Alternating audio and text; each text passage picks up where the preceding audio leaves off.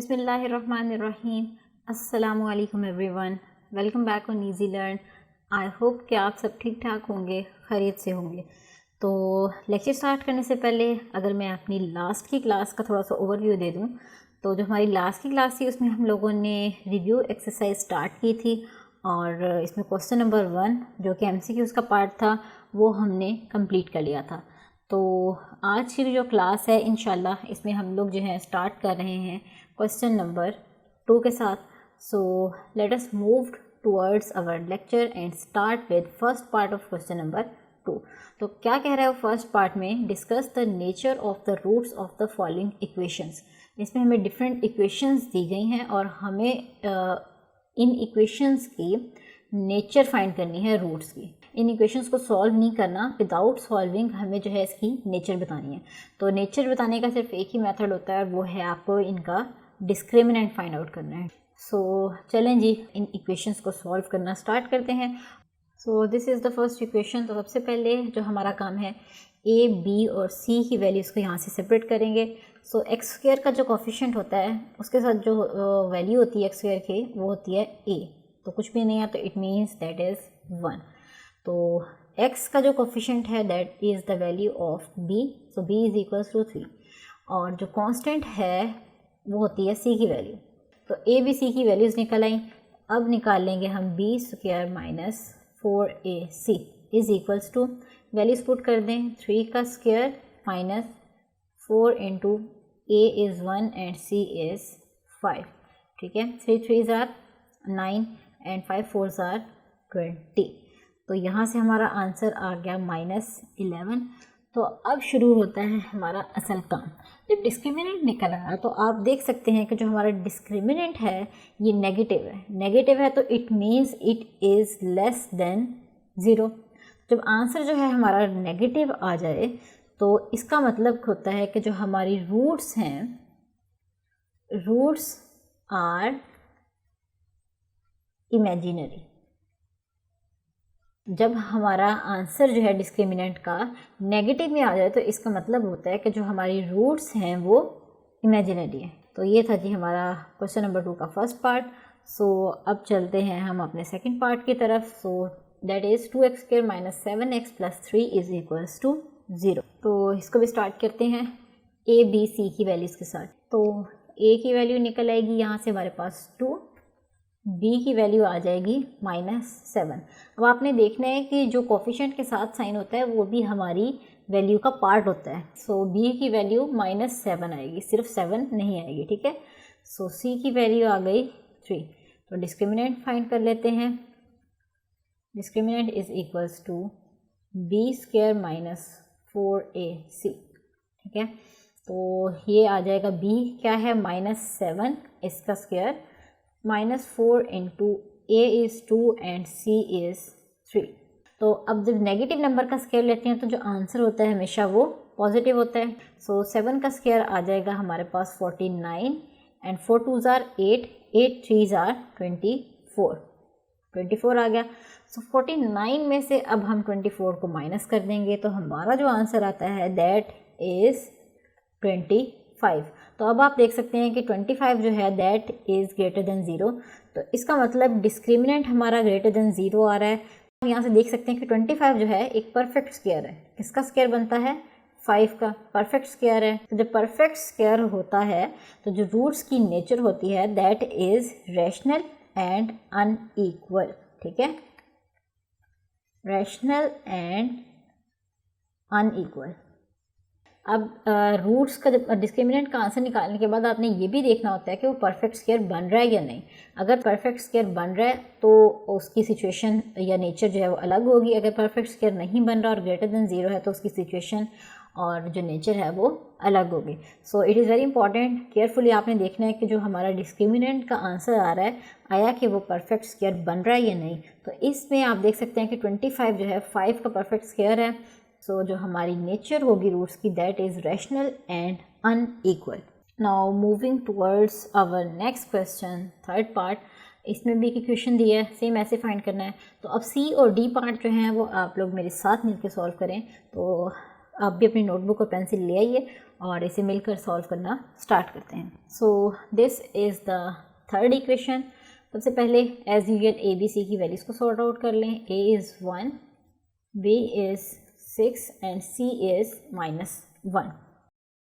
तो डिस्क्रिमिनेंट क्या आ जाएगा हमारे पास, बी स्क्वायर -4ac और बी स्क्वायर 6 का स्क्वायर आ जाएगा -4 इंटू ए की वैल्यू है 1 और सी की वैल्यू है -1।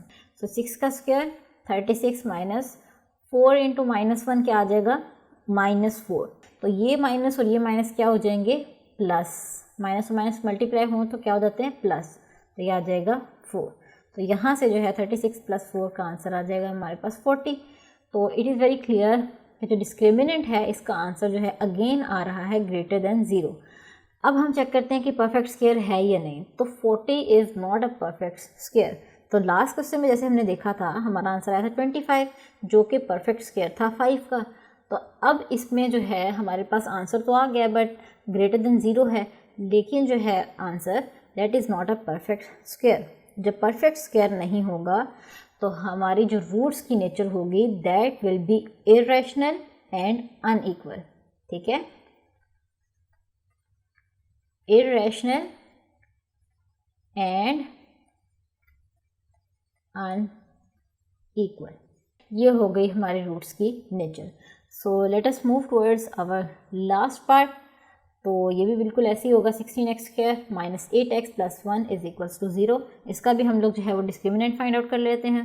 तो सबसे पहले ए बी सी की वैल्यूज़ निकाल लें यहाँ से। a is 16, b is -8, not only 8 बल्कि -8, c is 1। So discriminant is equals to b² -4ac। b का क्या है, -8 है वैल्यू इसका स्क्वायर, -4 इंटू a की वैल्यू है 16 और c की वैल्यू है 1। तो इसे सॉल्व कर लेते हैं। -8 है, माइनस जब स्क्वायर की फॉर्म में उसका स्क्वायर लें तो आंसर हमेशा जो है वो पॉजिटिव आता है। तो 16 इंटू 4 हमारा आंसर होता है 64, +64 एंड -64 है तो हमारा आंसर क्या आ जाएगा, 0। तो जब हमारा आंसर 0 आ जाए, यानी कि डिस्क्रिमिनेंट का आंसर 0 आ जाए, तो हमारे रूट्स का जो नेचर हो जाता है that is rational and equal. ठीक है, रैशनल एंड इक्वल। तो ये हो गए जी हमारे क्वेश्चन नंबर 2 का फर्स्ट पार्ट कंप्लीट हो गया। सो अब सेकंड पार्ट की तरफ चलते हैं। क्या कह रहा है वो सेकंड पार्ट में, find omega square if omega is equals to this. Omega की उसने हमें वैल्यू दे दी है और हमें क्या करना है कि इसमें ओमेगा स्क्वायर की वैल्यू फाइंड आउट करनी है। तो जब ओमेगा गिवन है, हमें ओमेगा स्क्वायर करना है, तो हम क्या करेंगे, इस दोनों साइड्स पे जो है वो स्क्वेयरिंग कर लेंगे और स्क्वायर को ओपन कर लेंगे तो वो ओमेगा स्क्वायर की वैल्यू निकल आएगी। ठीक है, तो चलें इसे सॉल्व कर लेते हैं हम। ऑलराइट जी, so this is the second part. Omega is given and we have to find the value of omega square. तो हम क्या करेंगे, taking square on both sides, simply square ले लेते हैं। Taking square on both sides, तो क्या आ जाएगा हमारे पास, इस साइड पर भी स्क्वायर हो जाएगा और दूसरी साइड पर भी। जो भी आपने काम करना है इक्वेशन की, दोनों साइड्स पे करना है, आपको ये बात नहीं भूलनी। तो यहाँ पर आ गया हमारा ओमेगा स्क्वायर और यहाँ पे जो है हम अपना स्क्वायर ओपन कर लेते हैं। जैसे ए स्क्वायर, ये a + b होल स्क्वायर वाला फॉर्मूला है। ठीक है, तो a + b whole square is equals to a² + 2ab + b²। जो फॉर्मूला मेंशन हो रहा होता है आपने उससे लाजमी मेंशन करना होता है साइड पे, उसकी जनरल फॉर्म। तो चलें जिसका स्क्वायर ले लेते हैं। यहाँ पे a is -1 and -√3 is b। तो a² आएगा सबसे पहले, यानी कि -1 का स्क्वायर, फिर क्या आएगा +2 इंटू a क्या है -1 और b क्या है √-3 और एंड पर है b का स्क्वायर। ये हमारे पास b का स्क्वायर आ गया। तो डिवाइडेड बाय क्या था 2, उसका भी स्क्वायर। तो नेक्स्ट में इसे सिंप्लीफाई कर लेते हैं, स्क्वायर्स ओपन कर लेते हैं। -1 का स्क्वायर, नेगेटिव नंबर का स्क्वायर लेंगे तो हमेशा पॉजिटिव ही आएगा। ठीक है, तो ये आ जाएगा 2 माइनस और माइनस क्या हो जाएंगे, प्लस ही रहेंगे। तो ये आ जाएगा 2 स्क्वायर रूट माइनस 3। और अब आप देखें इस ये स्क्वायर और ये स्क्वायर रूट जो है वो कैंसिल हो जाएंगे, तो यहाँ पे हमारा आंसर क्या आने वाला है, -3। और डिवाइडेड बाय क्या था, 2 का स्क्वायर यानी कि 4 आ गया। ठीक हो गया यहाँ तक। अब हम क्या करेंगे कि ये 1 और ये -3 आपस में सॉल्व हो सकते हैं, तो हम इन्हें भी आपस में सॉल्व कर लेंगे। सो -3 एंड +1 क्या आंसर आ जाएगा मेरा, -2। अच्छा जी, यहाँ पे एक करेक्शन करना ज़रूरी है कि यहाँ पे मैंने बोला था कि ये माइनस और माइनस प्लस हो जाएंगे, बट ये मल्टीप्लाई नहीं हो सकते क्योंकि वो स्क्वायर रूट के अंदर माइनस है और ये स्क्वायर रूट के बाहर माइनस है। ठीक है, सो ये वाला 2 और ये 1 आपस में मल्टीप्लाई होंगे, तो हमारा यहाँ पे आएगा आंसर -2 स्क्वायर रूट -3, क्योंकि स्क्वायर रूट में जो माइनस है वो तो हम मल्टीप्लाई कर ही नहीं सकते। तो इस वजह से जो हमारा आंसर है वो आएगा -2 स्क्वायर रूट -3। अच्छा जी, जब हमने -3 और -1 को सॉल्व किया तो हमारा आंसर आ गया -2 और ऊपर वाली टर्म जो है वो एज इट इज़ आ जाएगी और डिवाइडेड बाय क्या था, 4। तो अब आप देख सकते हैं कि यहाँ से जो है वो 2 कॉमन निकल रहा है, तो मैंने क्या किया, 2 को कॉमन ले लिया, तो अंदर रह गया -1 माइनस स्क्वायर रूट -3 और डिवाइडेड बाय क्या था, 4। 2 1 ज़ा 2, 2 2 ज़ा 4। ठीक हो गया यहाँ तक। तो इसके बाद अब आप देख सकते हैं कि omega square is equals to -1 minus square root -3 is equals to 2। तो ये ही हमारे पास omega square is equals to omega square. तो हमने जो है वो प्रूव कर दिया कि ओमेगा स्क्वायर की यही वैल्यू है। ठीक है, ये था जी हमारा solution. So let us move towards our next part and that is third one. क्या कह रहा है वो थर्ड में, prove that the sum of all the cube roots of unity is 0। Cube roots of unity को हमने जो है प्रूव करना है कि उसका जो सम है दैट इज़ इक्वल्स टू 0। तो चलें जी इसे भी प्रूव कर लेते हैं। तो सबसे पहले जो है हम लोग क्यूब रूट्स ऑफ यूनिटी लिख लेते हैं यहाँ पे।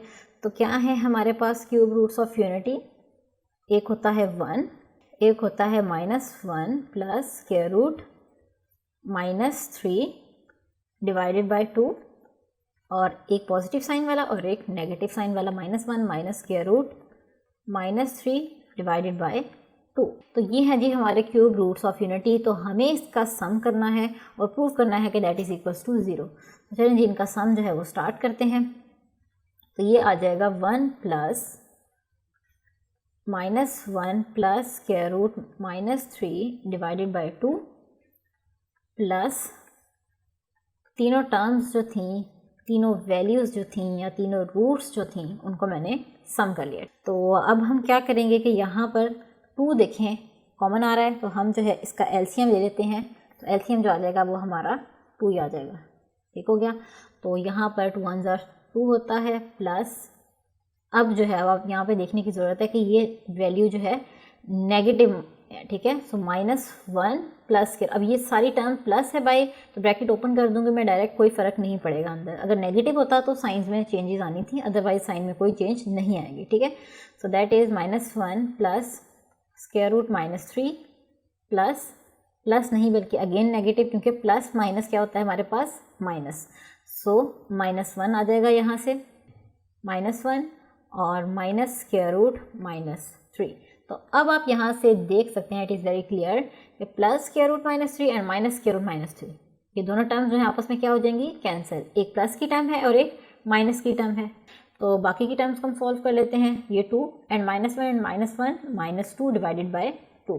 तो 2 - 2 क्या होता है, 0 एंड 0 डिवाइडेड बाय समथिंग या what ever it is, answer हमेशा जो है हमारा 0 होता है। So it is proved that sum of cube roots of unity is always equal to 0. Hence proved. So let us move towards our next part and that is the fourth one.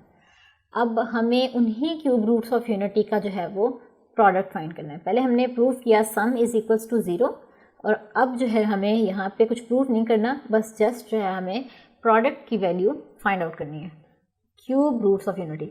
और देखने की बात यहाँ पर जो है वो ये है कि हमें जो है वो किसका प्रोडक्ट फाइंड करना है, of the complex cube roots.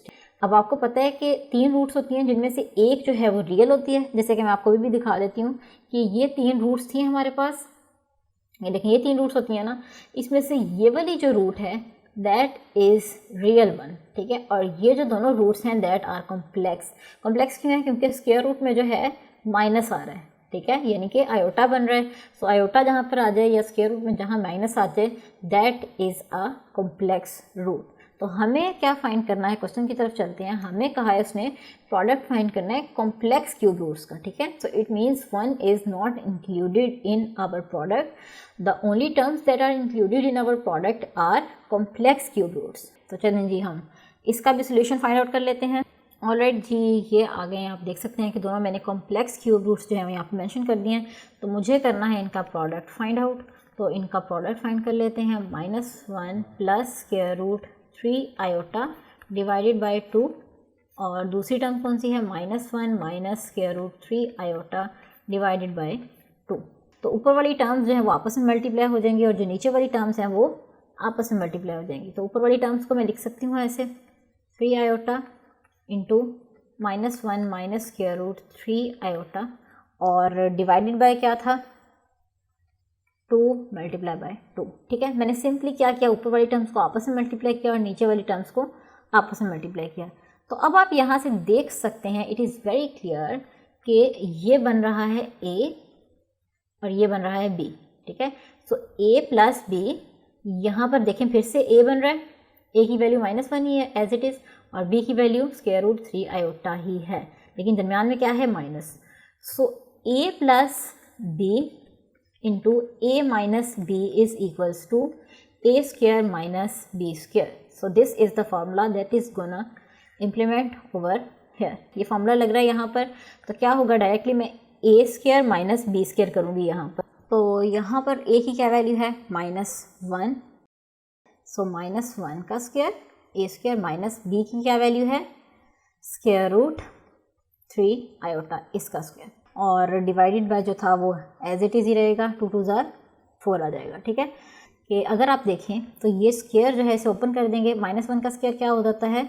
1, और ये जो स्क्वायर है ये कट जाएगा इसके साथ और ये बन जाएगा आयोटा का स्क्वायर। ठीक है, जो स्क्वायर रूट है वो तो कैंसिल हो जाएगा, लेकिन आयोटा का स्क्वायर लिया जाएगा, ठीक है। तो ये आ जाएगा -3 iota square and divided by 4। ठीक हो गया यहाँ तक। तो अब हमें पता है कि iota square is equals to -1। तो हम क्या करेंगे, यहाँ पर जो है आयोटा की वैल्यू को मर्ज कर देंगे। क्या आएगा इसके बाद? ये देखें यहाँ पे कि -1 प्रोडक्ट फाइंड कर रहे थे, so it is 1 minus 3 into क्या आ जाएगा? -1 और डिवाइडेड बाय क्या था? 4। सो -1 minus plus 3 divided bye 4, so now it will be 4/4, और प्रोडक्ट की हमारी क्या वैल्यू आ गई? 1। तो ये थी जी हमारी आज की क्लास। सो इंशाल्लाह हमारी जो नेक्स्ट की क्लास होगी उसमें हम लोग अपने रिमेनिंग क्वेश्चंस को स्टार्ट करेंगे। So for that you have to stay tuned with easy learn, and अल्लाह हाफिज़।